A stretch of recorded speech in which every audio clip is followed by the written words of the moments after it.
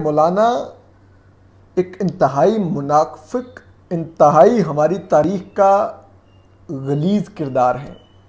और उनकी इस गलाजत भरे चेहरे पर हम अमूमन रोशनी डालते रहते हैं, क्योंकि लोग गुमराह होते रहते हैं। वो जिस तरह से मज़हब का इस्तेमाल करते हैं और रो रो के दुआएं, और वो जो पूरे ड्रामा करते हैं, पूरे एक्टर हैं।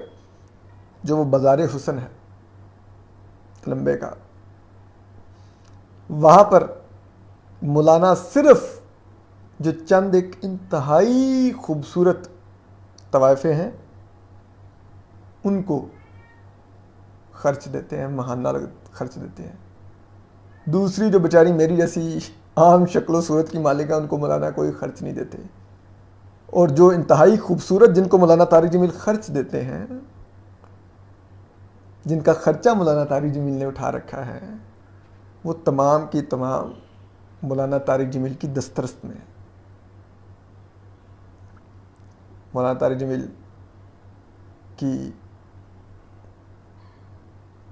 खिदमत गुजार हैं।